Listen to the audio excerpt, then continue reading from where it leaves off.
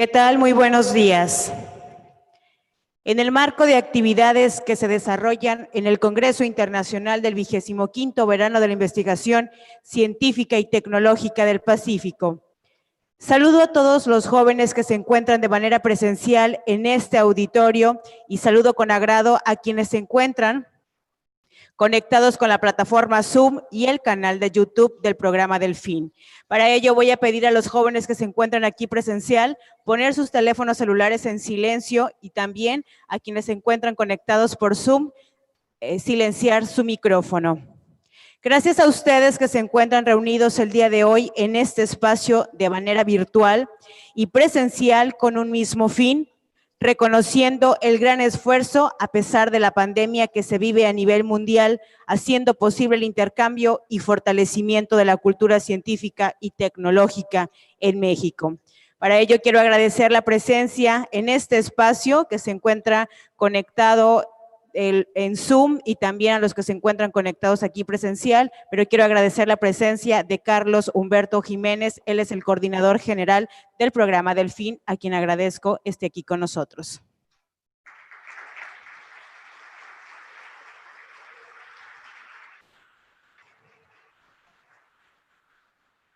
Y continuando con el seguimiento del programa, la conferencia del día de hoy lleva como nombre todo lo que querías saber del posgrado y nunca te atreviste a preguntar, a cargo del director de Vocaciones Científicas y el Sistema Nacional de Investigadores del Consejo Nacional de Ciencia y Tecnología, Mario Andrés de Leo Winkler, a quien saludo con mucho respeto, quien se encuentra de manera virtual.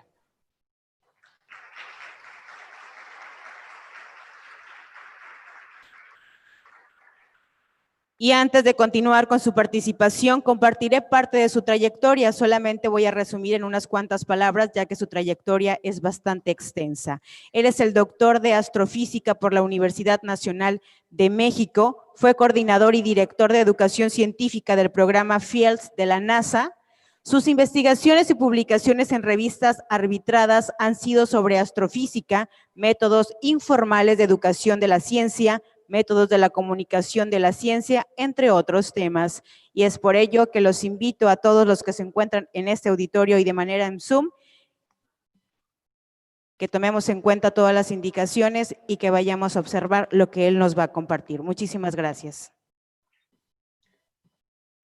Muchísimas gracias. Muy buenos días a todas y a todos. Un agradecimiento al programa Delfín por la invitación para poder estar presentes como CONACYT en este último día, tengo entendido, de las actividades del programa Delfín en Nuevo Vallarta. Me hubiera encantado estar con ustedes, pero bueno, las circunstancias no lo permiten. Entiendo que hay varios a distancia. Reciban ustedes un caluroso saludo de la doctora Carmen de la Pesa, directora de Junta de Desarrollo Científico, y de la maestra María José Rizauzi, que es directora de becas del CONACYT.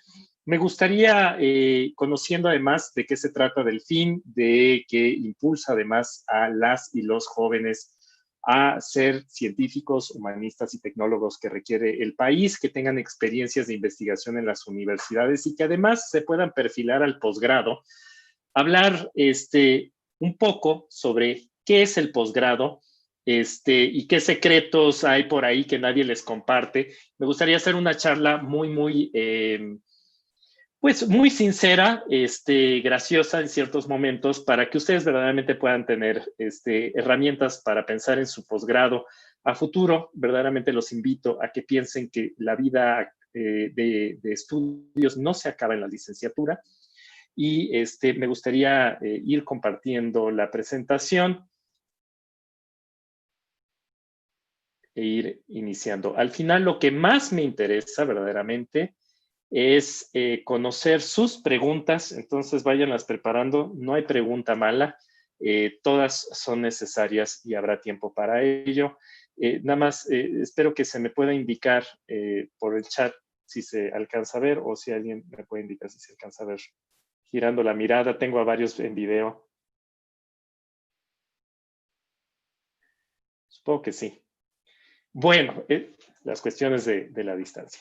Bueno, ¿qué querías saber sobre el posgrado y te temías preguntar, ¿no? Y me gustaría basarme en una frase de Eleanor Roosevelt, que fue la esposa del presidente Roosevelt de Estados Unidos en la primera parte del siglo XX, que dice que el futuro pertenece a aquellos que creen en la belleza de sus sueños, ¿no? Y si bien no siempre uno termina estudiando lo que era su sueño, sí que sea algo que les apasiona, y hacia eso voy justamente en la presentación del día de hoy.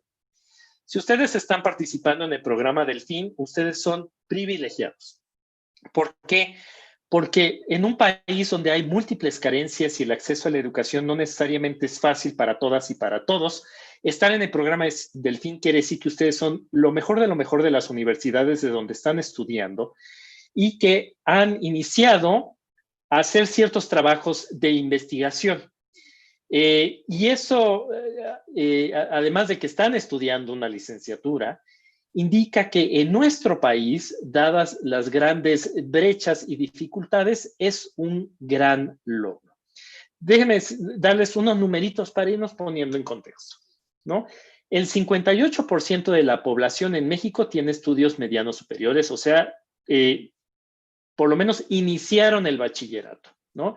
Y ese número es muy preocupante porque es relativamente bajo a nivel mundial para aquellos que han iniciado con el bachillerato. Ahora vamos a hablar un poquito más de los números de licenciatura. De los mexicanos y las mexicanas que empiezan sus estudios en primaria, solamente del 21 al 23% llega a una universidad. Entonces, de cada 100 que empiezan la primaria, 21 o 23 llegan a una licenciatura. ¿Por qué llegan tan pocos? Bueno, por múltiples razones en nuestro país. Porque hay problemas económicos, entonces se tienen que poner a trabajar en vez de entrar a una universidad y apoyar con el ingreso en la familia. Por problemas sociales. También conocemos la problemática en nuestro país con respecto a la violencia, con respecto a problemas familiares, a problemas de salud, ¿no? Y eso hace que la gente vaya saliendo del bachillerato y ya no alcance a llegar a una licenciatura.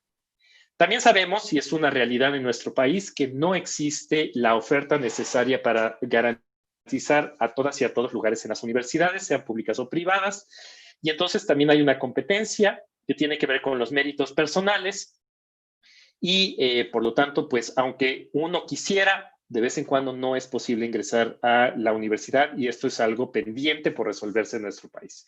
Y también por presiones familiares, y aquí en particular me quisiera dirigir a las mujeres del programa Delfín.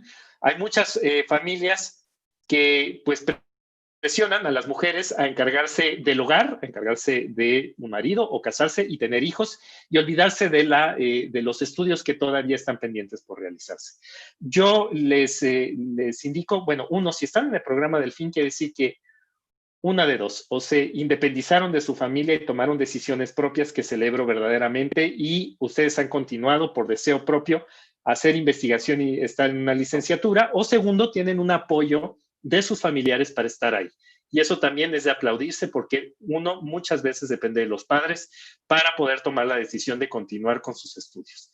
Pero que nadie les diga por ser mujeres y en algunos casos también los hombres, que por el género no pueden ustedes continuar estudiando y que tampoco les digan que por ser mujeres no pueden estudiar cuestiones de física, matemáticas, tecnologías y demás. Uno estudia lo que le gusta y esa es una decisión personal, no de los padres.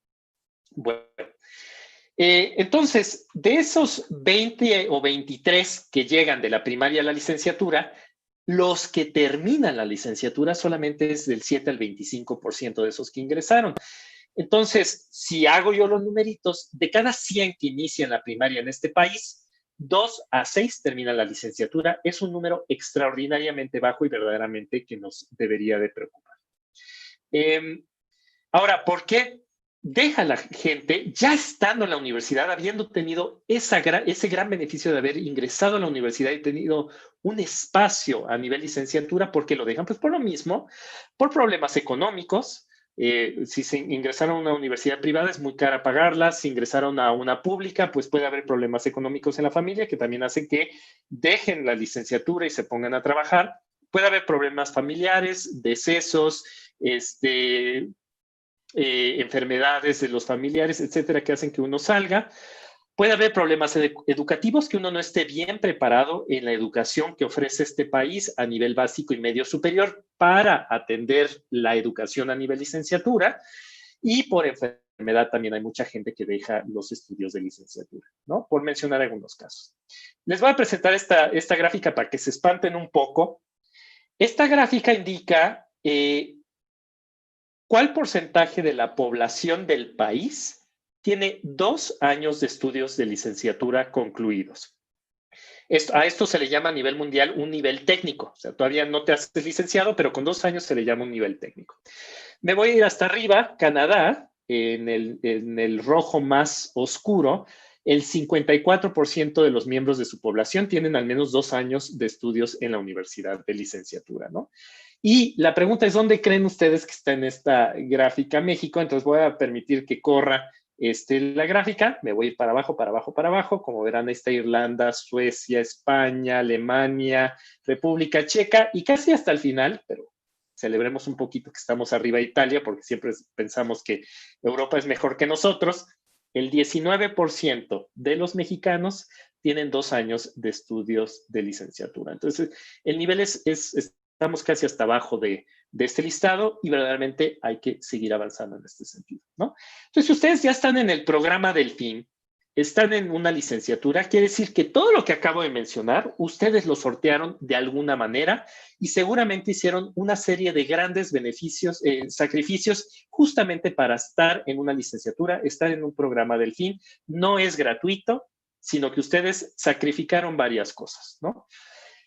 Pero a pesar de esos sacrificios y de que están en una licenciatura, falta verdaderamente un gran paso, y ahorita voy a explicar por qué, que sería realizar un posgrado.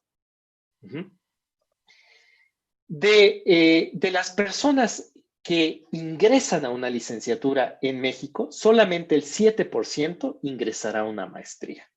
Déjenme ponerlo en perspectiva. De 10,000 personas, y vean que ya no hablo de 100, porque ahora tengo que hacer más grande mi número para que por lo menos pueda yo dar números enteros. De 10,000 que ingresan a la primaria, solo 10 a 40 ingresarán a una maestría en este país y solamente 3 o 20 de 10,000 terminarán un posgrado, sea maestría o doctorado. Entonces el número es diminuto a nivel nacional. Y quisiera hablar de comunidades indígenas, porque sé también que en el programa del FIN hay personas, estudiantes de comunidades indígenas, donde la brecha es aún mayor y las oportunidades que se ofrecen en nuestro país es aún menor y tienen que hacer los esfuerzos casi al doble o al triple de cualquier ciudadano porque se encuentran con dificultades económicas, discriminación, etcétera. De 10,000 indígenas que ingresan a la primaria, solo 1 a 8 terminarán un posgrado. Entonces tenemos una gran deuda además con las comunidades indígenas. Entonces, bueno, ya si ustedes están en la licenciatura, ya si ustedes han empezado a hacer investigación en el programa del FIN, vayan verdaderamente pensando por estudiar un posgrado y les voy a dar las razones por qué, ¿no? O sea, además de que ya sortearon un montón de problemáticas, de brechas, de piedras que se les ha puesto en el camino, tanto por la sociedad, por su familia, por el mismo gobierno, ¿por qué hay que continuar? Primero, porque alguien que tiene un posgrado, sea maestría o doctorado, gana de 36 a 76% más que alguien que tiene una licenciatura. Si les interesa el dinero y si esta es una buena razón para ingresar a un posgrado, tómenla, por favor. Les va a asegurar un mayor ingreso. Entonces, eso es un equivalente de tomar un frutzi a poderse comprar una Coca-Cola, ¿no? Ahora, el mundo cada vez es más competitivo, ¿no? Cada vez se espera más de ustedes. Hace 100 años en México, en el año 1900, la cantidad de personas que tenía licenciatura era solamente el 0.07% de la población, o sea, casi nadie había cursado una licenciatura. En 2014, y ya les mostré diferentes números, es un 2.8% de la población, hasta casi un 7% de la población. Eso quiere decir que ha crecido 40 veces el número de personas que tienen una licenciatura. Entonces, básicamente, mucha gente tiene una licenciatura. Entonces, ya tenerla no es suficientemente útil o competitivo a nivel mercado laboral. Se requiere ya tener más, se requiere siempre tener mayor formación. Entonces, se espera cada vez más de ustedes y no nada más por eso, o sea, bueno, pues la sociedad puede esperar más de mí y qué, ¿no?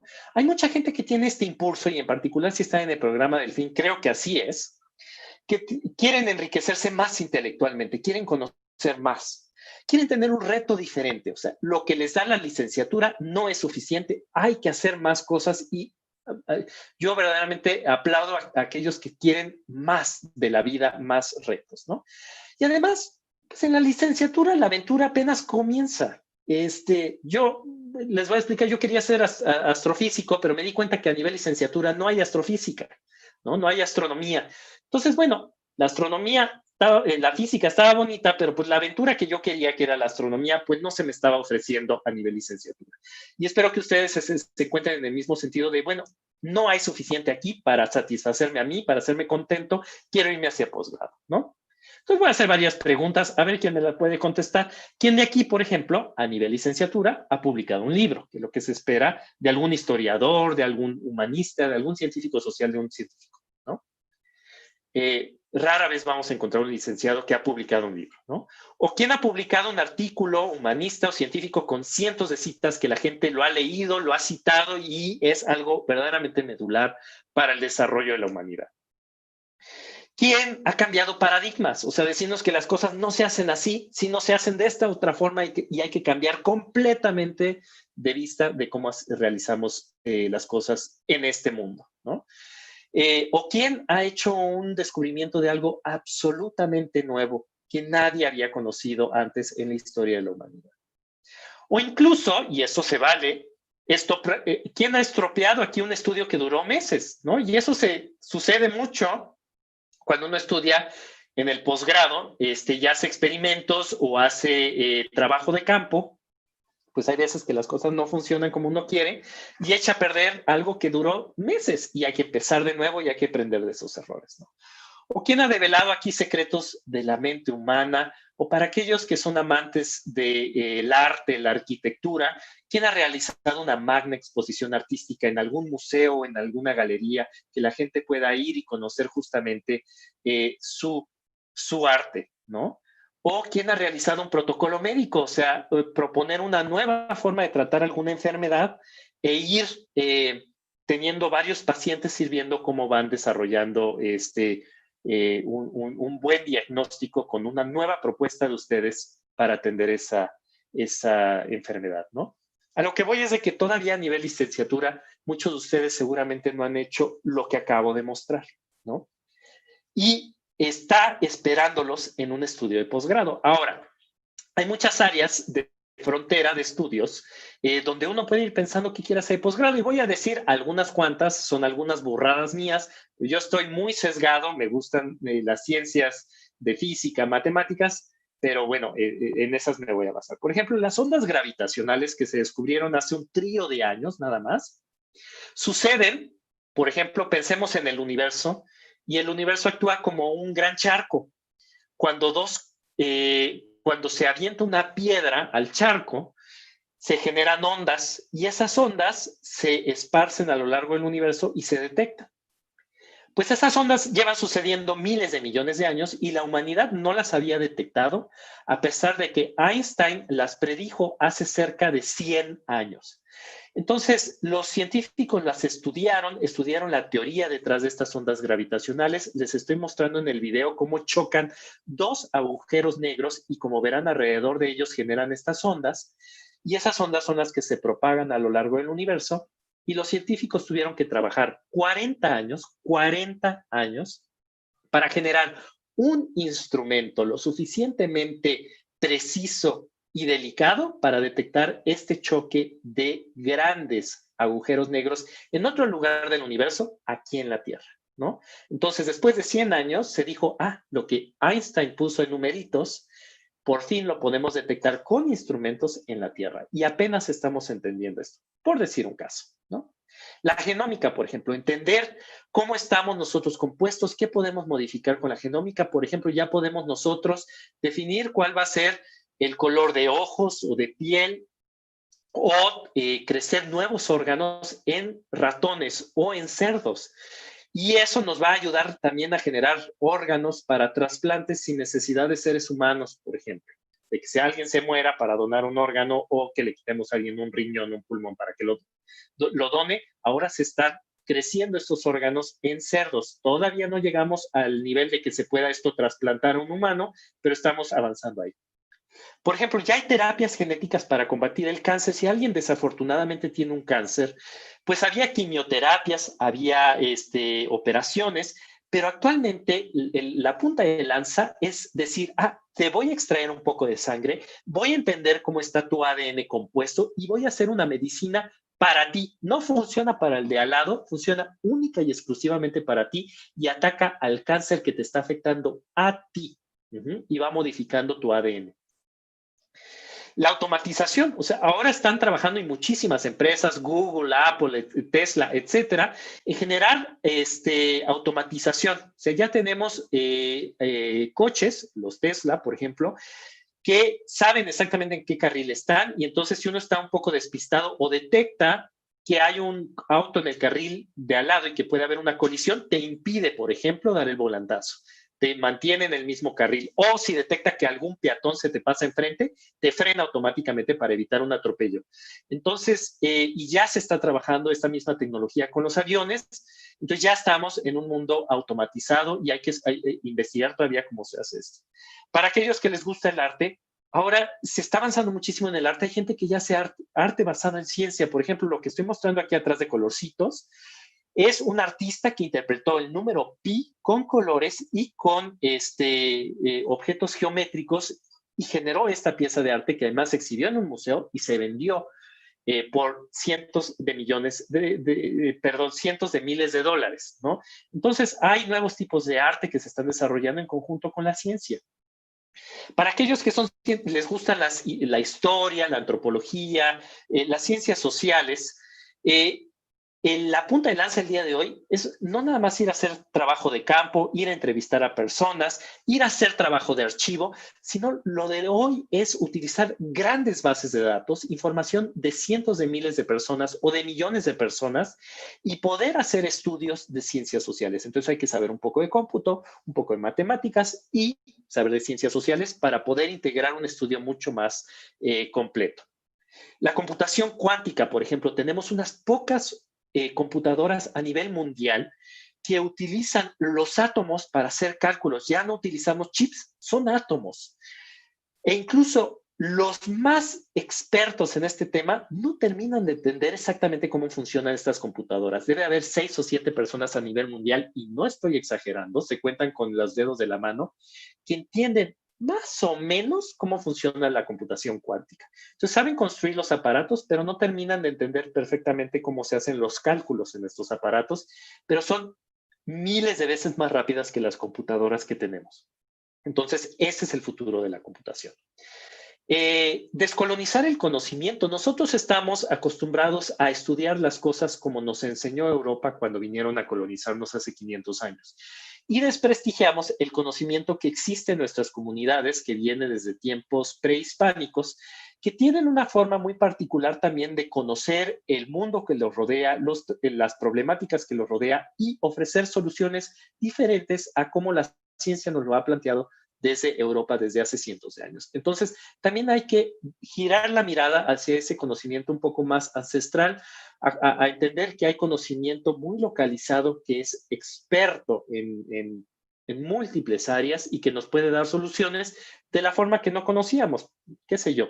Hay algunas tribus en el Amazonas que saben perfectamente que ciertas plantas curan ciertos males y que tenemos nosotros que aprender que los químicos de esas plantas pueden ofrecer soluciones a enfermedades que no hemos encontrado hasta ahora. Y energías renovables. O sea, sabemos que nos estamos acabando el planeta, que ya nos estamos quedando sin materiales. Por ejemplo, el oro ya es muy difícil de conseguir. Cada uno de sus celulares, por ejemplo, tiene algún componente que tiene oro en una menor o mayor proporción. Y necesitamos saber ahora de dónde vamos a conseguir esos elementos o qué lo va a sustituir y adicionalmente no seguir utilizando el petróleo, el carbón para generar la energía, que además es lo que le da justamente la batería al instrumento con el cual ustedes me están viendo en este momento, ¿no? Entonces, las celdas solares ahorita no son muy efectivas, cerca del 100% de la energía que les llega del sol, el 30% lo convierten en energía. ¿Cómo subimos ese nivel? Las plantas eólicas matan a muchas aves migratorias al año, pero también son muy beneficiosas. ¿Cómo hacemos para que las energías renovables sean mejores a futuro, ¿no? Eso por decir algunas áreas donde ustedes pueden investigar en el posgrado. Ahora, ¿qué sigue? Hay que elegir en el posgrado y hay que elegir con muchísimo cuidado. ¿Por qué? Porque, y voy a usar aquí una frase de Steve Jobs, el tiempo de ustedes es limitado, además la vida es limitada, ¿no? Ojalá viviéramos una infinidad de años, pero el tiempo es limitado. No lo gasten ustedes viviendo la vida de otra persona. No gasten lo que papá quiere, lo que mamá quiere. Ah, bueno, papá era doctor, entonces el hijo tiene que ser doctor y el nieto tiene que ser doctor. No, no, no. Así no funciona la vida. No permitas que el ruido de la opinión de los terceros ahogue tu voz interior y sobre todo, ten la valentía de seguir tu corazón e intuición, ¿no? Eso es lo que va a hacer la gran diferencia en su vida. ¿Por qué? Imagínense cuando sean viejitos. ¿Qué los va a mantener a ustedes felices, activos e interesados? No hay peor cosa en la vida que hacer una elección que los mantenga a ustedes enojados y sin el interés de lo que quieran hacer, ¿no? Si bien no siempre podemos elegir absolutamente lo único que nos hubiera hecho felices o activos o interesados en el futuro, sí busquemos una elección que vaya en ese sentido, ¿no? Recuerden también que al estudiar un posgrado, uno se va haciendo especialista en menos cosas. Entonces, cuando uno va a la primaria, la secundaria, el bachillerato, pues sabe uno un poco de todo. Les dan a ustedes historia, civismo, matemáticas, geografía, biología, anatomía, etcétera, etcétera, etcétera, ¿no? Entonces sabe uno un poquito de todo. En la licenciatura, bueno, entran a una licenciatura en historia, digámoslo así, entonces saben un poco más de la historia en general, universal, de México, etcétera. En la maestría, entonces ustedes deciden, bueno, quiero ser historiador de México. Ok, entonces cada uno, ¿no? Y en el doctorado, bueno, de México entre 1836 y 1837, ¿no? Entonces cada vez se va haciendo uno más especialista en una sola cuestión, ¿no? Entonces, ya dedicarse a un posgrado quiere decir que se van a hacer sabios en un área muy específica y muy posiblemente nadie en el mundo va a saber más de eso que ustedes, ¿no? Entonces, por eso también hay que saber elegir bien. Ahora, ¿qué deben de tener en mente cuando vayan a elegir? Primero, que bueno, el CONACYT, que es quien da becas de posgrado en este país y además maneja y ayuda a manejar muchos de los posgrados, pues que tiene una tabla, un índice de posgrados que los llama de nuevo nueva formación, consolidados y de calidad internacional, siendo los más altos y los mejores certificados los de calidad internacional, pero ya estar en este índice CONACYT habla de un posgrado de gran calidad, ¿no? Entonces, busquen ustedes estos posgrados que además ya tienen una certificación y tienen investigadores de alto prestigio que dan clases ahí y los apoyan ustedes ahí. Estos posgrados y este listado se llama el Programa Nacional de Posgrados de Calidad, el PNPC. Lo pueden consultar en la página de CONACYT y les ayudará a ustedes justamente a ver cuál es esta lista, qué disciplinas, qué posgrados existen y en qué universidades están. Ahora, una gran pregunta que se suelen hacer es, ¿elijo un posgrado en una universidad pública o una privada? Si es como los vinos, por ejemplo, si más caro es, entonces mejor es la universidad. Y la verdad es que en México esa idea de mientras más caro es mejor, no es necesariamente correcta. Las universidades públicas en el país suelen ser siempre las mejores ranqueadas a nivel mundial. La UNAM siempre sale dentro de las mejores de Latinoamérica. El TEC también está por ahí, también depende de la carrera, ¿no? Pero está el Politécnico, está la Autónoma Metropolitana, está la Universidad de Guadalajara, que son públicas y que ofrecen posgrados de calidad. Recuerden también que gran parte de las universidades públicas son gratuitas o cobran muy poco, son de calidad y son laicas. Y sí, aquí quisiera hacer el punto de que es la responsabilidad de ustedes jóvenes mantener estas universidades y estos posgrados gratuitos o con un costo extraordinariamente bajo. Hay muchas voces que quieren hacer las universidades públicas en privadas o con un costo, o que el gobierno no pague lo que requiere una universidad para mantenerse funcionando. Este es un gran beneficio que existe en México y debemos defenderlo. Yo di clases, fui investigador en Estados Unidos varios años, y en la Universidad de California, donde yo trabajaba, que es una universidad pública, los alumnos pagaban cerca de 500,000 pesos al año para estudiar un posgrado, y quedan endeudados, porque al final de un posgrado tienen una deuda de cerca de 2 millones de pesos, endeudados por 10 o 20 años, y el primer trabajo que tienen y los subsecuentes es para ir pagando lo que les costó la universidad. Cuando yo les decía que en la UNAM yo pagué cerca de 2 pesos para pasar de la licenciatura, maestría y doctorado, casi se iban de nalgas porque no entendían cómo podía uno pagar tan poco para obtener una educación completa desde licenciatura a doctorado, ¿no? Entonces ya todo el mundo quería venir a estudiar a México. Fíjense también en el perfil de ingreso y de egreso en los posgrados. Voy a poner un ejemplo. Existen 100 diferentes posgrados de historia en México. Lo ofrece la Universidad Veracruzana, la de Guadalajara, la UNAM, la UAM, el Politécnico, etc. Pero no todas estudian lo mismo y no todas los van a sacar a ustedes como historiadores en lo mismo. Cada una, por eso existen tantas, ofrece un perfil diferente para salir, una especialidad diferente de cómo salir, y por lo tanto ustedes tienen que investigar. Si a mí me interesa la historia de México en el siglo XIV, entonces tengo que irme a esta universidad, a este posgrado, porque esta otra no ofrece más que estudios en el siglo XX. Por poner un ejemplo muy básico, ¿no?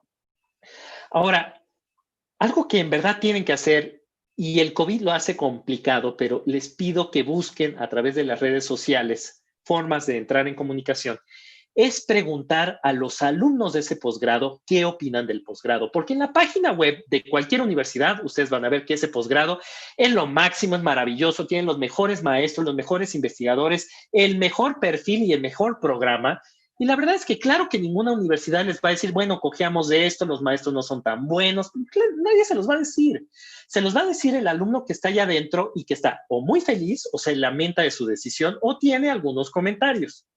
Entonces, vale la pena, y en particular, pues con todas las redes sociales a su disposición, de ir y preguntar, ¿no?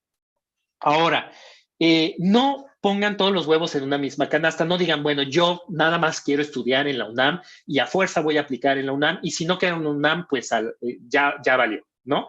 No, apliquen a varios. O sea, si bien no todas tienen el mismo perfil, no se dedican a lo mismo, pues apliquen a 3 o a 4 para ver si quedan en alguna, ¿no? Porque si no, una, pierden tiempo si no salieron beneficiados, y dos, pues sí hay un nivel de frustración. Eso hay que dejarlo muy claro. Entonces, apliquen a varios programas de posgrado y vean cuál es chicle y pega, ¿no?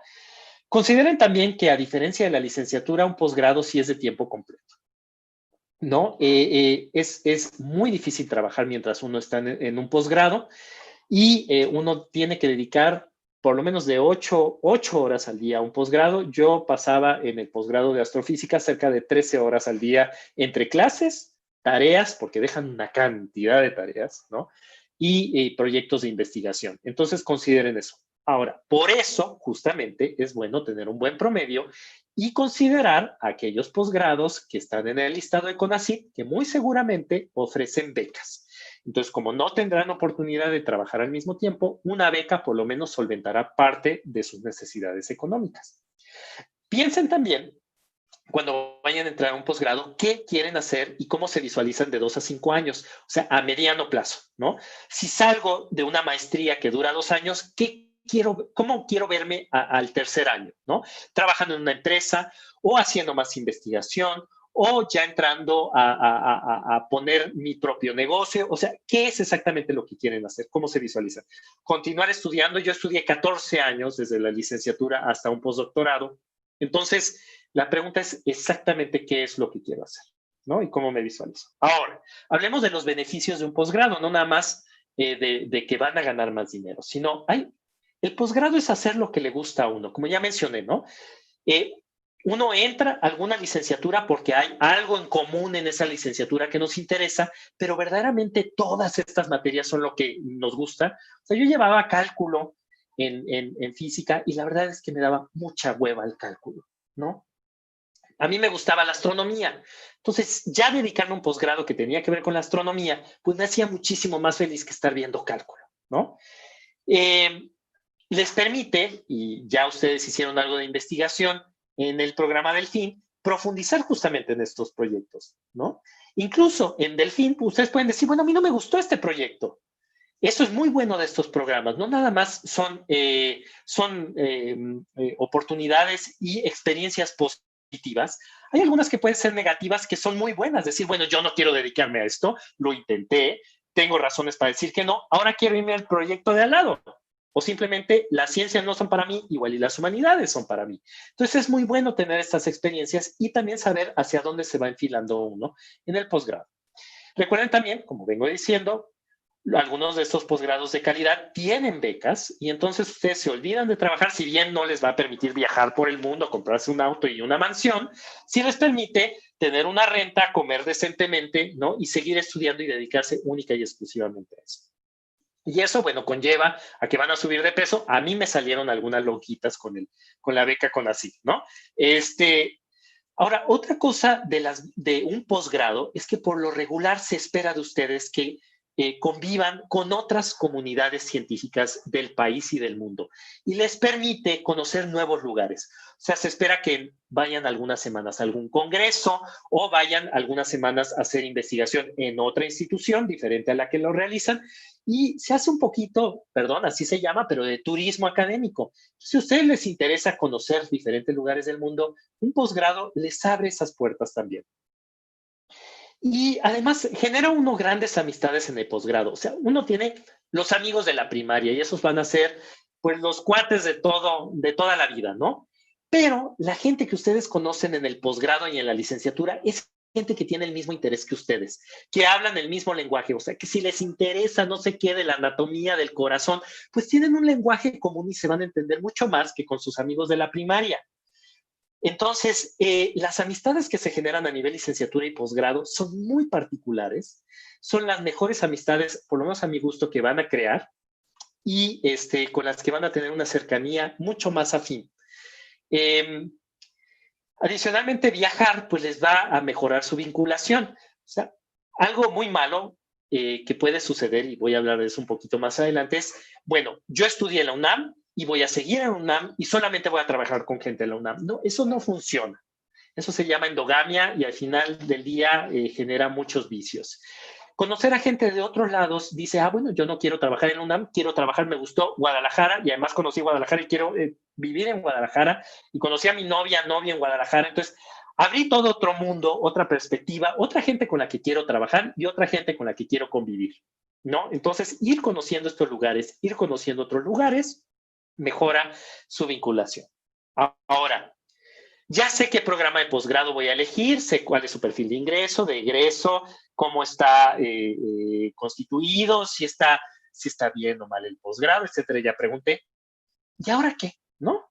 Bueno, hay que considerar otras cosas. O sea, no, como verán, no es una elección fácil, pero es una elección divertida porque hay que considerar muchas cosas. Primero, ustedes van a realizar en el posgrado investigación de la mano de un asesor. O sea, hay un doctor o un maestro que les va a asesorar. Pero ustedes van a depender de esa asesoría por lo menos los primeros años.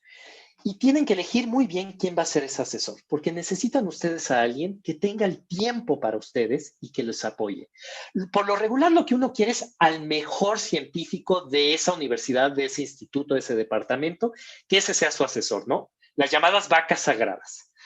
Y el problema con las vacas sagradas es que ellos ya están en otro plano completamente. O sea, tienen 1000 responsabilidades porque tienen que administrar no sé qué, tienen ya un grupo enorme de trabajo, tienen que administrar millones de pesos en algún proyecto y verdaderamente para ti que acabas de ingresar a una maestría, pues sí les va a poner la atención, pero no necesariamente la atención que ustedes merecen para iniciar un posgrado y enfilarse y encaminarse correctamente en ese posgrado. Entonces, si bien no todas las vacas sagradas tienen este problema, hay muchas que sí. Entonces, busquen también ustedes investigadores menos conocidos, más jóvenes, que puedan verdaderamente encaminarlos y dedicarles el tiempo que ustedes merecen. Ahora, una vez que ustedes han elegido realizar una investigación con un investigador, no necesariamente son presos de ese investigador. Si las cosas no funcionan, uno puede cambiar de investigador y puede cambiar de tema de investigación. Claro, lo que no se puede es cambiar cada mes o cambiar 3 o 4 veces de investigador y de línea de investigación. Pero si una vez, o en casos mayúsculos, 2 veces, está perfectamente permitido. Ustedes no son esclavos de nadie ni de nada. Y entonces cambiar de opinión es de sabios. Ahora, lean también sobre los temas que les interesan para saber si en verdad son temas que son lo que a ustedes les llama la atención, ¿no? ¿Qué sé yo? O sea, por ejemplo, a mí me interesaban mucho los planetas, Júpiter, Saturno. Y después me puse a leer y bueno, hay tantas cosas que investigar de Júpiter y de Saturno. Quiero saber de los anillos de Saturno, o quiero saber de las lunas de Saturno, o quiero saber de la atmósfera de Saturno, ¿no? Entonces yo me puse a leer, pero ya no leer en revistas así como La Muy Interesante o lo que encuentro en el sitio web, sino ya meterme a productos y artículos científicos para ver si entiendo, si me gusta, si se pone muy técnico en las áreas que a mí no me interesan, ¿no? Si en verdad lo que se está desarrollando en la investigación de los anillos de Saturno es algo que me interesa, o lo que yo pensaba que estaba por descubrir o que yo quería descubrir, pues ya se descubrió, ¿no? Entonces hay que leer. Ahora, tengan muy claro que un posgrado, igual que la licenciatura, seguramente ya lo sufrieron, puede ser extraordinariamente frustrante, ¿no? Es mucho tiempo, mucha dedicación, y a pesar de que lo estoy poniendo yo muy bonito, de que hace uno lo que le interesa, pues no siempre, y así es la vida, hace uno exactamente lo que le gusta, ¿no? Siempre habrá cositas que no nos va a gustar hacer, ¿no? Entonces puede ser muy frustrante. Prepárense para algo de frustración. Pueden encontrar muchísimas cosas que van a echar a perder, que no entendieron, que la regaron y que van a tener que aprender de esos errores. El error es decir, ya la regué, voy a dejar el posgrado. Ese es un grave error. Lo que se debe hacer es, bueno, la cagué aquí, voy a pasar a lo que sigue, voy a aprender de mi error, ¿no?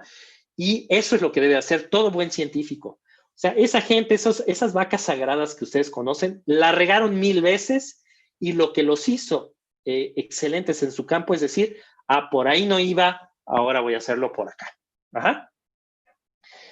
Como decía Joshua Marine, que era una poetisa, decía, los retos son los que hacen la vida interesante y sobreponernos a ellos es lo que le da sentido a la vida.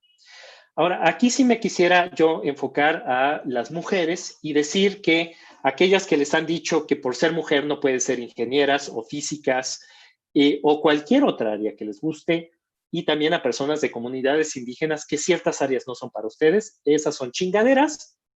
Nunca atiendan a esas voces y van y las denuncian por atentar contra sus derechos humanos.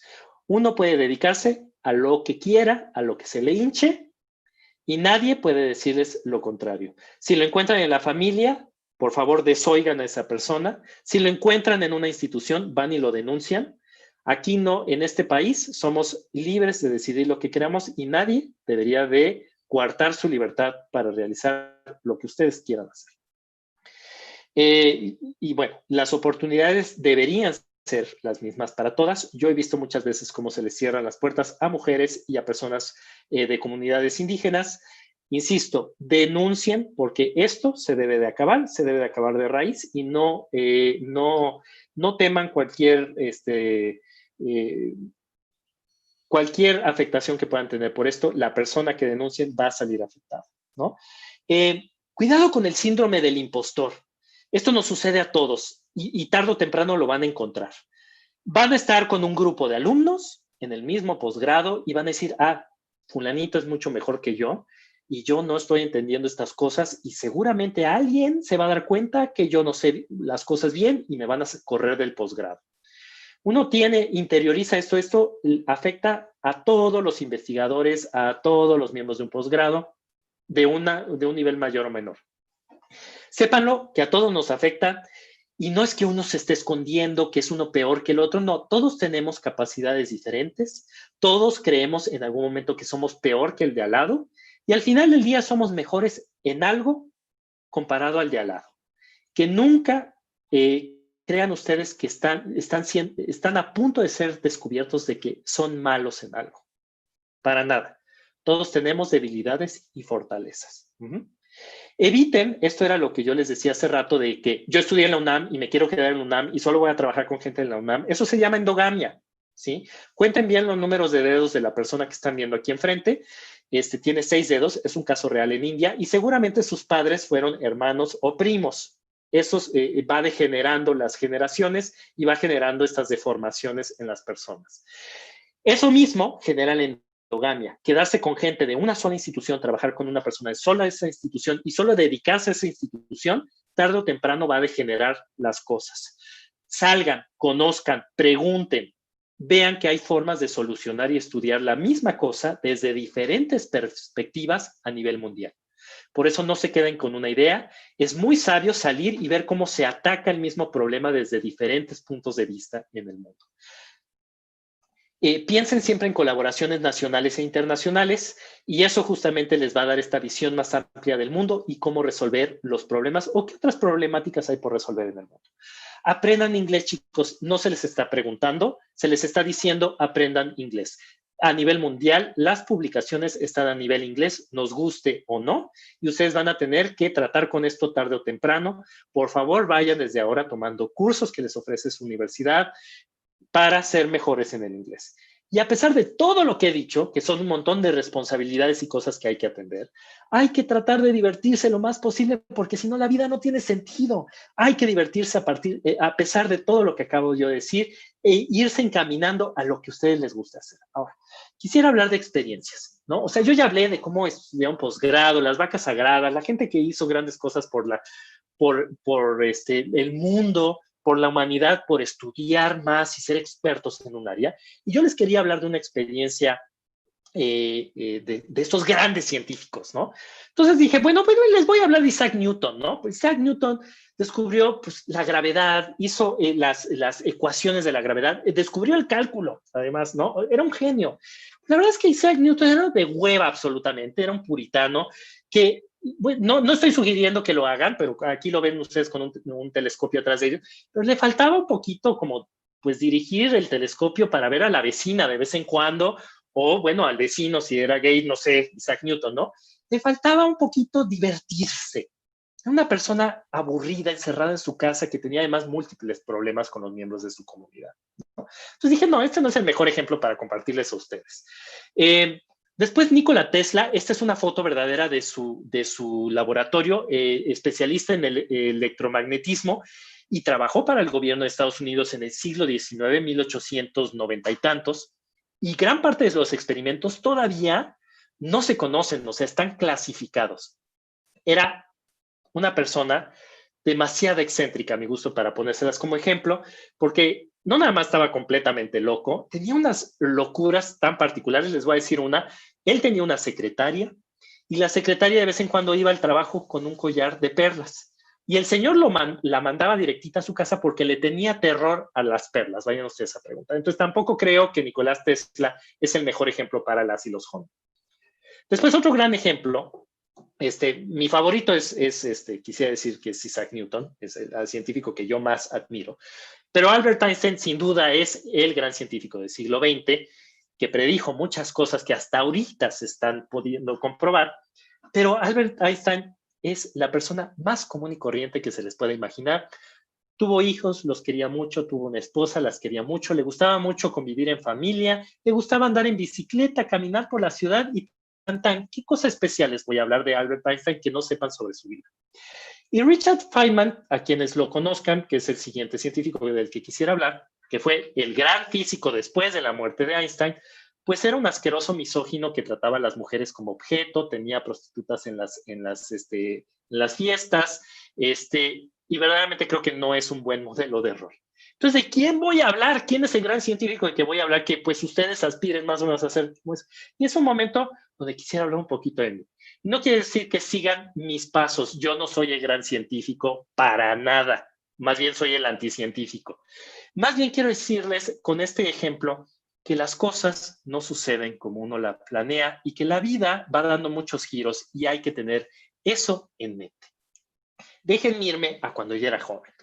Tenía yo 5 o 6 años y yo me acuerdo que mi tío abuelo, en ese entonces, estaba hablando de los 80, tenía una suscripción del National Geographic que no estaba en español, llegaba a Estados Unidos, y a mí me encantaba, y no sé si han comprado una de estas revistas, que tuvieran de estos grandes mapas en el centro de vez en cuando, y yo los colgaba en mi cuarto.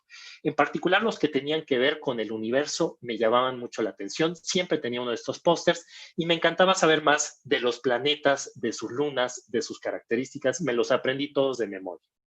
Y al mismo tiempo, me encantaban los aviones, igual que mi hermano, y les puedo decir que por sonido, el avión que pasaba encima de nosotros, porque vivíamos en el último trayecto del avión hacia la pista de aterrizaje, sabíamos definir qué tipo de avión era. O sea, a ese nivel de ñoñez llegaba nuestro amor por los aviones. Y la pregunta es, bueno, me dedico a ser piloto, me gusta el sistema solar, al mismo tiempo me encantaba a mí la ciencia ficción, o sea, yo soy un fan de Star Wars y de Viaje a las Estrellas por igual, ¿no? Me encanta leer ciencia ficción y eso me encaminó más hacia la ciencia.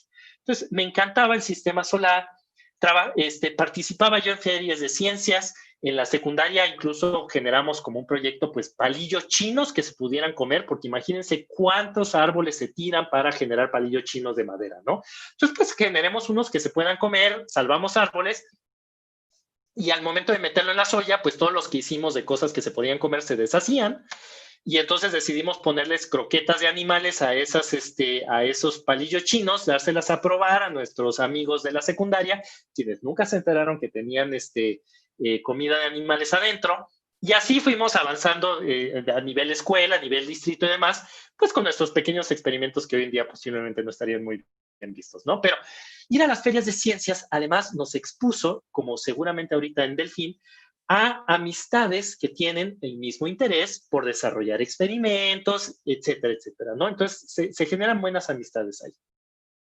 Y además mis padres siempre me apoyaron, sabían que me interesaba el sistema solar, me compraron el telescopio más corriente que se puedan ustedes imaginar y hacía yo fiestas en la azotea de mi casa con algunos amigos, ¿no? Vamos a ver la luna. Entonces ahí venían mis amigos como de más o menos obligados a ver la luna, a hacer la fiesta. Ya la quinta, sexta vez que los invité a ver la luna ya era de qué hueva, otra vez hay que ir a la fiesta de Mario que va a hacer en la azotea, ¿no? Entonces ya venían 2 o 3 verdaderamente, ¿no? Pero bueno, tuve ese apoyo de las amistades también que veían que había un interés así. Y a ver, los padres se vuelven un poquito locos y empiezan a decir, bueno, tú vas a ir a la NASA, vas a ganarte el premio Nobel, vas a ser la esperanza de esta familia y empiezan a depositar en uno la esperanza de lo que no pudieron hacer los papás. Y aquí es donde quisiera yo decirles que uno no está aquí para resolver los problemas no resueltos de los padres ni para hacerles cumplir sus sueños de la infancia. Uno está aquí para vivir su vida, ¿no? Entonces, bueno, de plano yo les dije, miren, no voy a ir a la NASA, no me voy a ganar el premio Nobel, voy a estudiar lo que me gusta, pero hasta ahí, ¿no? Pues muchísimas gracias por sus expectativas. Y en la prepa, además, yo entraba al salón de clases, mi mamá era maestra y llegábamos a las 6 de la mañana a la escuela, no había nadie, y yo en la esquina de uno de los pizarrones escribía siempre la noticia del día. ¿Y por qué? Porque tenía esta urgencia de comunicar la ciencia hacia mis compañeros. Pues llegaba el maestro y así de, pues el pizarrón es mío, mira, te lo borro todo. Y tarde o temprano los alumnos empezaron a decir, pero yo no alcancé a leer la noticia del día, maestro, déjelo ahí. Y los maestros empezaron a respetar mi esquinita en el pizarrón y ya como que todo el mundo quería saber al final del día cuál era la noticia que iba yo a poner, ¿no? Entonces fui generando mis espacios.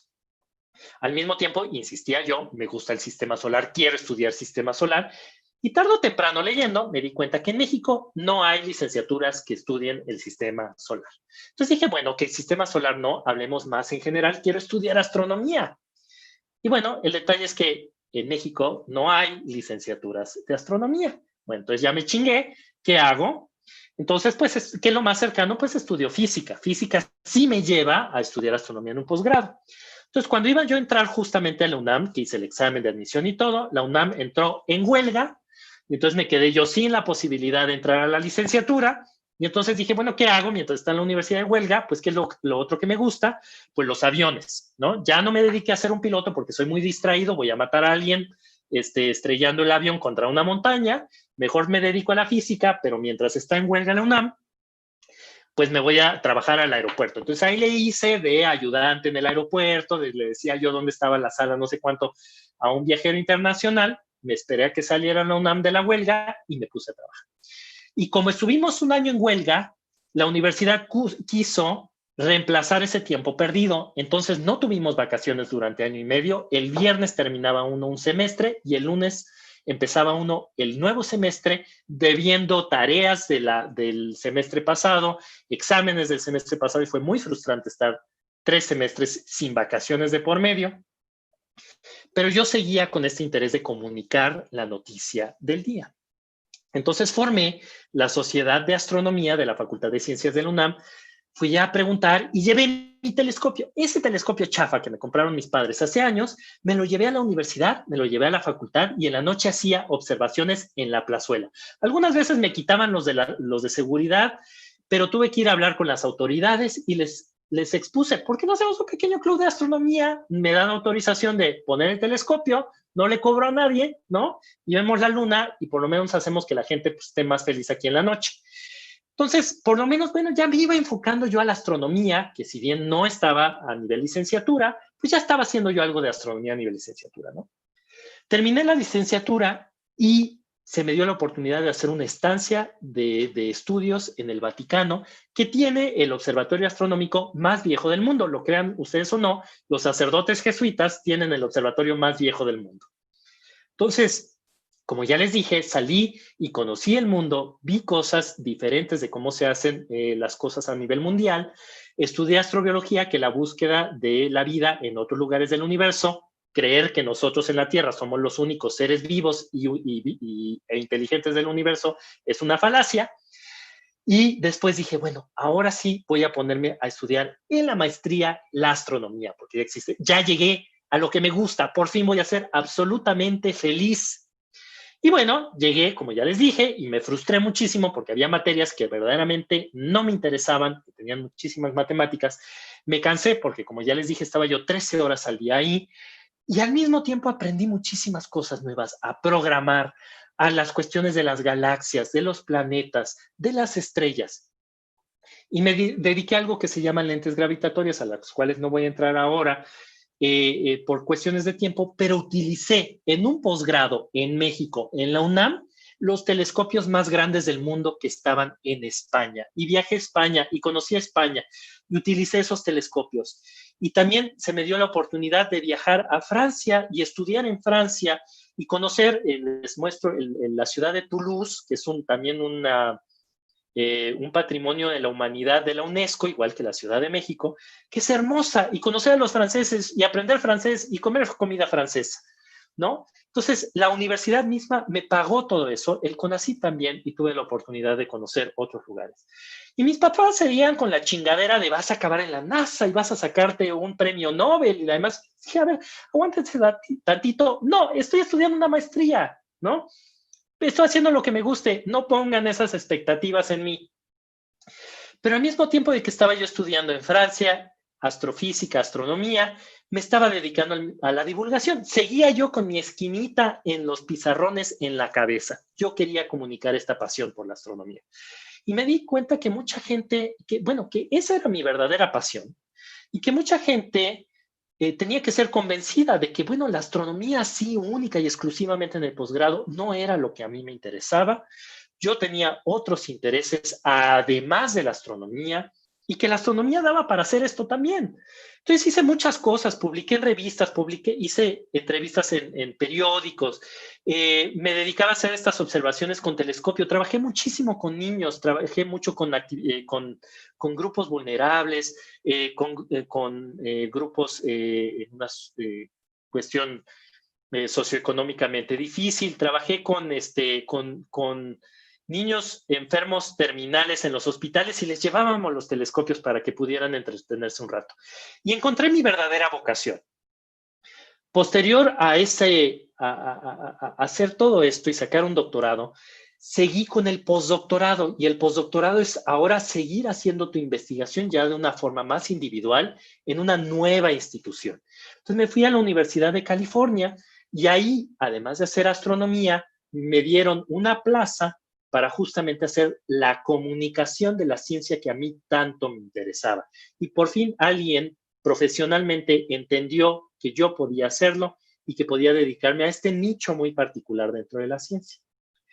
E hicimos cosas, aquí tenemos niños y niñas sordas que desarrollamos una nueva estrategia para enseñarles cómo entender la astronomía. Poníamos un piso a vibrar con las vibraciones de las estrellas y de los planetas.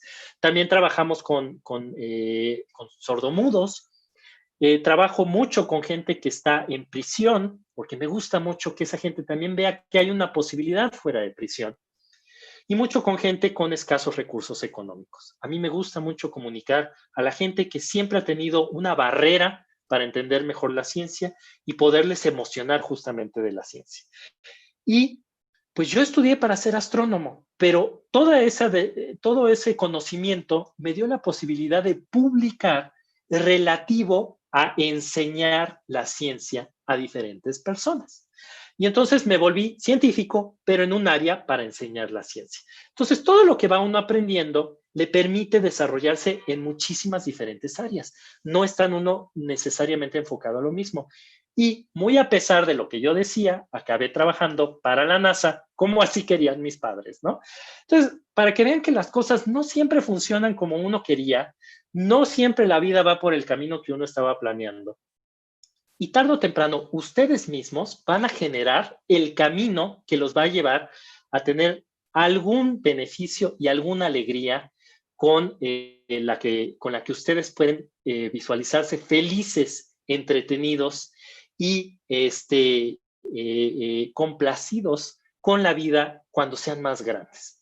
Entonces, quisiera hablar un poquito, después de hablar de mí y demostrarles que las cosas no funcionan como uno planea necesariamente en la vida, de los posgrados en el CONACYT, ¿no? Bueno, un poquito también qué hacer después de un posgrado. Primero, uno se puede dedicar a la academia, puede ser uno profesor de universidad cuando tiene usted un posgrado. La cosa es de que esto genera muchas frustraciones. Les voy a presentar estas dos líneas. Pongan atención solo a la línea sólida azul y la línea naranja. La naranja dice cuántos espacios hay en universidades para ser maestro o investigador. Y la azul, cuánta gente se está doctorando por año. Como verán, no hay espacio para todas y todos para ser maestros en universidad. Entonces hay que ir pensando en otras oportunidades, ¿no? La primera es, pues, enfocarse en la investigación. Eso sí, es en una universidad o incluso en algunas instituciones privadas, empresas que hacen investigación. Si ustedes se van a dedicar a estar en una universidad, también consideren que pueden dar clases o van a dar clases y entonces hay que ser maestro si ustedes además se quieren dedicar a la investigación. Y adicionalmente, sería muy bueno que se dedicaran a divulgar la ciencia, las humanidades y la tecnología para que emocionen a gente más joven como ustedes a seguir ese mismo camino y ser también mejores y más educados ciudadanos. Recuerden también que mucha parte de su tiempo, si se van a dedicar a trabajar en una universidad, se va en escribir propuestas, porque la universidad no les va a decir aquí hay $1,000,000 para hacer su investigación. Van a tener que escribir propuestas y van a tener que competir con muchísima más gente para recibir ese dinero para hacer la investigación. Y no pueden investigar tampoco cualquier cosa, tienen que ser cuestiones de punta de lanza, cosas que nadie ha investigado o que están en el límite de la investigación. Aquí les estoy mostrando, por ejemplo, alguien decidió hacer un túnel debajo de las pirámides de Teotihuacán para ver si había, igual que las egipcias, tumbas allá adentro, ¿no? Entonces, eso es como investigación de punta de lanza. También recuerden que si van a una universidad pública, pues más que nada van a ser un bien público, más que privado. Pero también está la parte privada, que se puede uno dedicar a la industria una vez que se tiene un posgrado. Nadie dice que eso sea malo. El 90% de los maestros y los doctores acaban trabajando en la industria. Ténganlo eso muy claro. Entonces, contratan la mayoría de los egresados y que no les diga, porque a eso vamos en el mundo, a que todo lo haga una computadora, a que todo lo haga una máquina. Pero como decía Elbert Hubbard, que fue un escritor en particular de ciencia ficción, pero dice, una máquina puede hacer el trabajo de 50 hombres extraordinarios. Aquí quisiera decir 50 mujeres extraordinarias. Ninguna máquina puede hacer el trabajo de un ser humano extraordinario, ¿no? Entonces, los extraordinarios son ustedes y ustedes van a ser extraordinarios en estas industrias. Entonces, que nada lo supla con una máquina, una computadora. Ustedes tienen que sacar también formas extraordinarias de trabajar y de investigar. Entonces, en una industria ustedes pueden realizar investigación, pero principalmente el beneficio es privado y el dinero que se haga de lo que ustedes investiguen y publiquen en una industria se va a ir a los bolsillos de unas cuantas personas, esperando que ustedes tengan un salario también muy bueno, ¿no? Otra cosa a lo que se pueden dedicar es a ser maestros de tiempo completo. Mis padres fueron maestros y era hermoso que cuando fueran, a mí me tocó verlo varias veces, al supermercado, se acercara un alumno y le dijera, ay maestra, ¿se acuerda de mí? Usted me ayudó a que me gustara la historia, mi mamá era maestra de historia y por lo tanto estudié X, ¿no? Uno nunca sabe qué vidas vamos a influenciar, ni cómo, ni cuándo, ¿no? Y ser maestro es una gran parte de ese trabajo. Ustedes formarían a los profesionales del futuro siendo maestros y esa es la gran carencia nacional. O sea, verdaderamente carecemos de maestros de calidad. En Estados Unidos yo me encontraba que a nivel primaria los y las maestras tenían nivel maestría y doctorado. Maestría y doctorado para dar matemáticas a nivel de tercer grado de primaria. Y en México no tenemos esa formación. No está bien pagado ser maestro, eso ténganlo claro, pero ser maestro o doctor que da clases a nivel primaria y secundaria es algo que se requiere en este país. Y ustedes formarán a las nuevas generaciones mexicanas. Ahora, ser maestro no quiere decir que nada más da uno clases. Uno puede hacer investigación de educación. Puede decir, bueno, en mi salón de clase trabaja esto o no. El haber estudiado una maestría y doctorado, a ustedes les dan las herramientas para hacer investigación dentro del salón de clase y todo esto se puede publicar y todo esto puede satisfacer su curiosidad y necesidad de hacer investigación. Entonces, también ser maestro no nada más lo limita, sino que tener estudios de posgrado y ser maestro les abre muchísimas puertas. Y además se tiene un gran impacto en comunidades vulnerables, además de la ciudadanía en general. Y recuerden que ser un maestro, pues depende si es la escuela privada o pública, pues es un beneficio privado o público a la comunidad, ¿no? ¿Qué otras cosas pueden hacer con un posgrado? Pues pueden ser freelance, pueden trabajar por su propia cuenta, tener contratos de vez en cuando con ciertas instituciones o empresas, pueden dar asesorías, hay asesores en el Congreso, hay asesores en instituciones federales, hay asesores de empresas, pueden generar divulgación. Ya hay carreras de divulgación para ir a ciertos lugares y emocionar a gente sobre humanidades y ciencias. Pueden hacer periodismo. Carece mucho México, perdón que lo diga, de periodistas buenos en ciencias y humanidades. O sea, ponen a cada persona a hacer las notas que verdaderamente da pena. Y necesitamos gente experta que sabe de qué está hablando y de qué está escribiendo y de qué está investigando para generar periodismo de calidad. Y pueden ustedes abrir su propio negocio. Decir, bueno, yo investigué, tengo esta nueva investigación, desarrollo, invento, y da para poner un nuevo negocio, contratar a gente y bueno, así empezó Apple, por ejemplo, ¿no? Entonces, esa es otra. Y pueden ser servidor público, o sea, trabajar en el gobierno, yo con mi doctorado y mucha más gente aquí en CONACYT con su posgrado, entra y con conocimiento del área es servidora pública, ¿no? La cosa es ser desobedientes, o sea, no hay que seguir lo que la sociedad nos ha dicho que hagamos. La desobediencia es el verdadero cimiento de la libertad. Los obedientes seguramente serán esclavos. Ustedes son los que a través de su desobediencia, y por desobediencia quiero hablar de imaginación y creatividad, son los que van abriendo sus propias puertas para generar una mejor vida más interesante y más feliz para ustedes mismos, no para complacer a los padres, no para complacer a sus maestros necesariamente. Entonces, resumamos. Existe una infinidad de cosas por entender, no todo está estudiado, no todo se conoce. Hay que tener claro qué es lo que quieren lograr y cómo se visualizan en unos años. Investiguen bien las opciones de qué posgrados existen, dónde y con qué perfiles. Trabajen muy duro durante el posgrado, se requiere de muchísimas horas, eso ténganlo clarísimo, no va a ser más fácil que la licenciatura, va a ser más complicado, pero les va a traer mayores alegrías. Sean humildes, nunca pierdan la humildad, por favor. Les muestro esta caricatura, me encanta. Es un médico del lado izquierdo abajo con un paciente y arriba el mismo médico mandó a hacer una pintura donde él mismo vence a la muerte. Perdón, no seamos ridículos, o estamos unos aquí para servir por el bien de la humanidad, no vamos a vencer a nadie, no vamos a hacer necesariamente, espero que sí, el próximo premio Nobel. Estamos aquí para ir mejorando poco a poco la humanidad, ser honestos y siempre trabajar por el bien de las y los ciudadanos. Y dedíquense a lo que los haga felices, ¿no? Y regreso de nuevo a como empecé con la plática, el futuro pertenece a aquellos que creen en la belleza de sus sueños. Ahora sí, hablemos de las becas CONACYT. Entonces, en la dirección de vinculación de CONACYT existen diferentes tipos de becas. Voy a hablar de las que yo manejo y otras generales.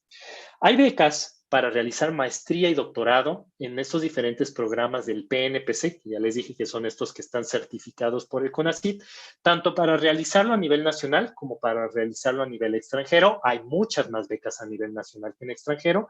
Revisen cuáles son estas programas de posgrado que les dan acceso a estas becas y que ustedes por lo menos esos años no tengan que depender de mamá o papá y que puedan ustedes tener dinero para dedicarse a su posgrado. También hay becas para mujeres indígenas para que ingresen al posgrado, ya una vez en el posgrado, y para comprar equipo de cómputo, realizar investigación o titularse en el posgrado. Si ustedes son parte de esta comunidad, recuerden que hay una beca para ustedes. También si jóvenes son madres solteras, también hay becas para terminar su licenciatura. Se llaman becas de madres mexicanas jefas de familia. Búsquenlas, damos cerca de 1,500 al año. Y si ustedes no están casadas, son madres solteras, esta es una oportunidad para acabar su licenciatura. Es la única beca de licenciatura que da el CONACYT. Si ustedes tienen alguna discapacidad física, estamos dando becas para que ustedes puedan ingresar a un posgrado. Se puede comprar también instrumental para vencer esa discapacidad. Entonces, existen oportunidades para ustedes. Si ustedes ya tienen una licenciatura, hay estancias para hacerse mejores licenciados en Japón en particular, de todas las cosas en Japón. Y entonces se van a 3, 6, 9 meses a Japón para estudiar en una empresa o una universidad algo especialista en una técnica. Puede ser automotriz, puede ser de aeronáutica, por ejemplo, son técnicas. Para eso ya hay que tener terminada la licenciatura. También damos becas para hacer ferias a nivel licenciatura, como justamente esta de Delfín, en ciencias o estancias de investigación. Entonces, bueno, ustedes si están aquí ya fueron beneficiarios de esa beca. Y también para mejorar sus vocaciones científicas, si les interesa además ir a enseñarle a una comunidad en particular algo de ciencias humanidades, nosotros damos dinero para que ustedes hagan posible esa enseñanza en diferentes lugares. ¿A dónde voy para conocer estas becas? Pues al portal web de CONACYT. Hay que estar atentos. Hay diferentes becas en diferentes momentos del año. Durante todo el año se están publicando. Entonces hay que siempre ir, ver cuál se publicó. Hay que leerlas bien. Si ustedes ya están en el posgrado, hay que discutir con su asesor en una licenciatura, si tienen asesor. Esta me conviene, es el perfil que quiero, sería una buena beca, sería yo un buen perfil para esa beca. Y después proponer, porque para toda beca hay que competir, entonces hay que hacer una propuesta competitiva y aplicar, por supuesto. Y eso es lo que les brinda el CONACYT en pocas palabras. Con esto doy por concluido la plática de siempre, lo que siempre quisiste saber sobre posgrado, pero temías en preguntar. Lo que más me interesa son sus preguntas y estoy aquí a su disposición. Muchísimas gracias.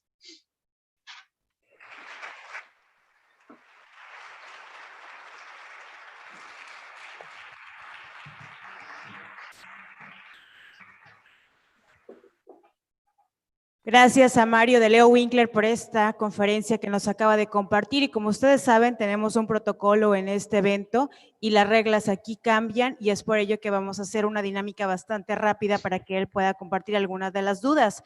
Pero es por ello que solamente vamos a tomar en cuenta una pregunta que es en Zoom o por YouTube y una pregunta a presencial. Quiero que ustedes vayan pensando bien lo que van a preguntar, solamente una persona, mientras voy a lanzar la pregunta que ya tenemos, que fue vía Zoom, para que el conferencista nos dé respuesta, pero para ello pido que ustedes vayan pensando bien lo que van a preguntar y él les pueda responder. La pregunta es de José Luis Gutiérrez Redondo, de la Universidad de La Guajira, Colombia. Su pregunta es desde YouTube: ¿las becas solo son ofertadas a los estudiantes mexicanos o existe alguna posibilidad de que los pasantes de Delfín colombianos apliquen a las becas ofertadas en México? Muy buena pregunta. Si ustedes ya concluyeron la licenciatura y están aplicando a un posgrado, México ofrece cierto número para extranjeros para realizar sus estudios en México. Sí están limitadas, son muy competidas, pero sí estamos en posibilidad a diferencia de muchos países, de ofrecerles una beca para estudiar en México el posgrado. Entonces son muy bienvenidos, y en particular me gustaría mencionar que el mayor número de becarios a nivel internacional que tenemos son justamente de Colombia. Entonces hay una muy buena relación con ese país, entonces exploren las posibilidades. Muchísimas gracias por la respuesta. Ahora sí solicito a un joven que se encuentra aquí en este auditorio que guste realizar una pregunta. Acá está la chica, de este lado, Edith.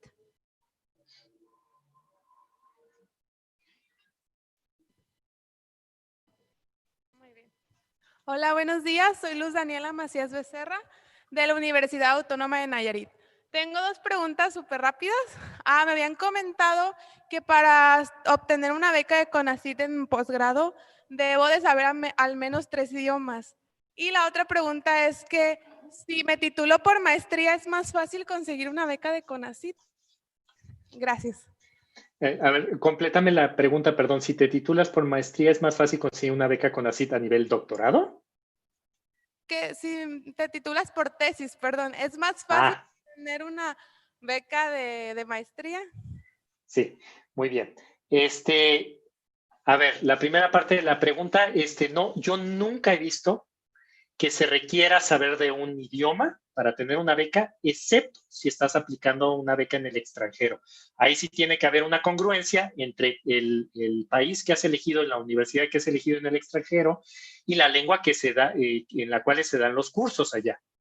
Eso no quiere decir que si aplicas a Alemania necesitas saber alemán. En Alemania los cursos de posgrado por lo general son en inglés, ¿no? Entonces, por eso, en general, sí requerimos que sepas inglés.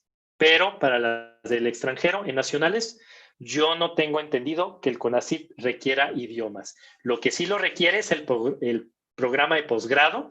Hay varios, en particular el UNAM, que requiere que uno sepa bien español, sepa bien una segunda lengua y tenga una comprensión del lenguaje en una tercera lengua. Entonces, cada universidad tiene sus propias reglas y uno tiene que estar aprobado en el posgrado de la universidad que le interesa para aplicar a la beca de ese posgrado, ¿no? Entonces, uno tiene que cumplir con lo que requiere el posgrado antes de aplicar a la beca del CONACYT, ¿sí? Ahora, sobre las tesis de licenciatura, cada vez son menos las universidades que requieren tener una tesis de licenciatura para titularse de la licenciatura y otros esquemas de titulación. Depende del posgrado. Otra vez, hay muchos posgrados que quieren ver que tú ya hiciste investigación a nivel licenciatura y lo ven con muy buenos ojos para ingresar al posgrado, ¿no? Y una tesis te permite hacer esa investigación. Hay otros posgrados que no lo requieren. Entonces, para el CONACYT no es importante cómo te titulaste. Para el CONACYT es importante tu promedio y que el posgrado te haya aceptado. Ya el posgrado dirá qué requiere para aceptarte, ¿no? Pero el CONACYT no te pone esa traba de la tesis. Bueno, de esta manera terminamos con la participación de los jóvenes en las dudas que puedan tener. Me imagino que nos puede compartir alguna dirección donde pueden preguntarle a los chicos todas las dudas que tienen. para que ellos se comuniquen directamente con usted. Sí, cómo no. Bueno, mi correo siempre está abierto, es mario.deleo, como está además mi nombre ahí en la pantalla, con minúsculas, todo junto, @conacit.mx. Pero además, cada una de las convocatorias, cuando las vean ustedes en la página de CONACYT, indica con quién se deben dirigir si tienen preguntas, porque verdaderamente es un mundo de becas y es un mundo de diferentes personas que las atienden. Entonces ahí sabrán exactamente a quién dirigirse para tener esas preguntas. Siempre véanlas junto con algún académico, algún asesor, porque les ayudará a leerlas un poquito mejor. No son fáciles de leer las convocatorias, entonces les viene muy bien una asesoría de cómo leer estas convocatorias. Muy bien, muchísimas gracias. Ahora solicito al maestro Carlos Humberto, coordinador general del programa del FIN, a culminar con esta conferencia magistral. Muy bien, pues solamente para agradecerle al doctor Mario Deleo Winkler, sí, esta charla, esta conferencia, este conversatorio que tuvo con ustedes jóvenes, y a ustedes también agradecerles que hayan estado aquí, que se hayan dado el espacio para escuchar al doctor Mario Deleo. Sí, doctor, muchas gracias nuevamente por su participación. Pronto nos veremos, ojalá sea presencial, pero a ustedes jóvenes les pedimos continuar con las tareas, con las actividades que tenemos programadas en el Congreso Internacional. Muchísimas gracias. Un aplauso, por favor, para el doctor Deleo.